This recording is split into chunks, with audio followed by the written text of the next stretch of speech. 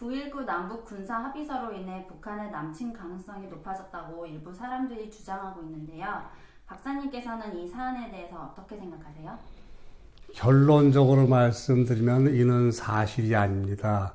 왜냐하면은 9.19 남북 군사합의서로 인해서 일각에서는 전선 부근의 일부 정찰 활동에 제약을 받았다고 하고 받을 것으로 예상된다고 얘기를 하는데, 이 같은 전선 부근에서의 활동을 통해서 얻을 수 있는 정보하고 북한군의 남침 가능성에 대한 징후를 보여주는 정보는 근본적으로 다르기 때문입니다.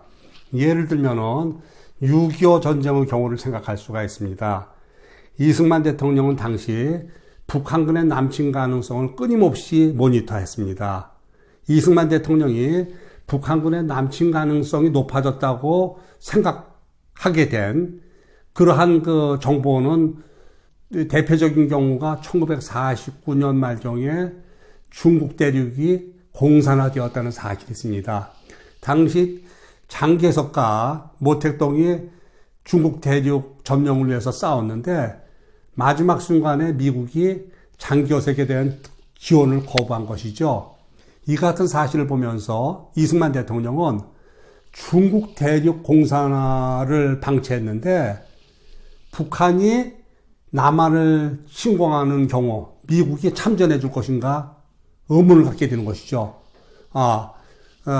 김일성 입장에서 한반도 적화 통일 야욕을 보다 높였다고 이승만 대통령은 생각할 수 있는 것이죠. 이거대에도 중국 대륙이 공산화되면서 모택동 희야에서 수년 동안 전투를 수행했던 수만 명의 조선군들이 북한 지역으로 넘어왔습니다.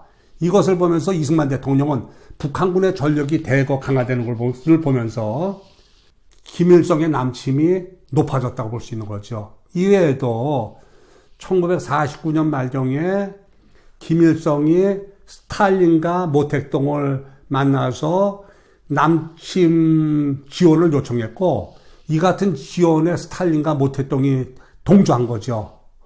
그 동의의 결과로 49년 말경부터 50년대에 걸쳐서 항공기, 전차, 함정과 같은 중하력들이 북한 지역으로 대거 진입한 것이죠.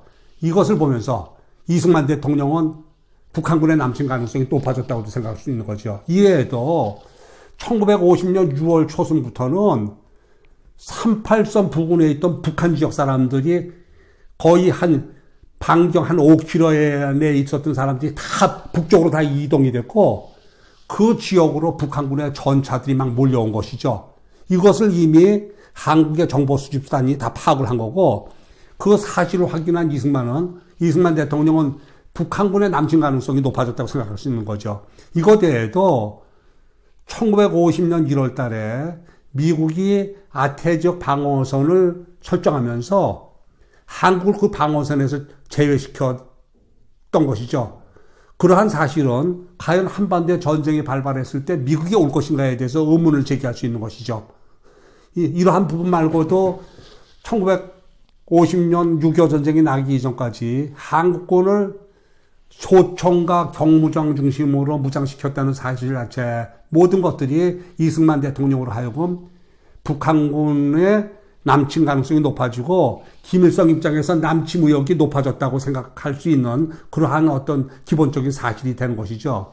그런데 이러한 사실, 데이터는 어떤 공중 정찰 수단 이런 것을 통해서 확보할 수 있는 것이 아니고 국방 채널, 외교 채널 또는 공공 언론 매체를 통해서 획득할 수 있는 것이죠. 따라서 9.19 남북 군사 합의서로 인해서 전선 부근에서의 정찰 활동에 필요한 육군의 일부 전술 자산들을 획득이 어려워질 것으로 예상되고, 또한 어려워졌다고 해서 남침 조기 파악 능력이 어려워졌다고 볼 수는 없는 것입니다. 여기에 더불어 전선 부근에서의 일부 정찰 활동은 이미 한국 공군이 보유하고 있는 중고도 및 고고도 정찰 수단으로 인해서 충분히 커버가 되는 부분이죠. 결론적으로 말씀드리면은 9.19 남북 군사합의서로 인해서 북한군의 조기 남침 가능성이 높아졌다는 일각의 주장은 사실이 아닙니다. 네, 말씀 잘 잘 들었습니다. 감사합니다.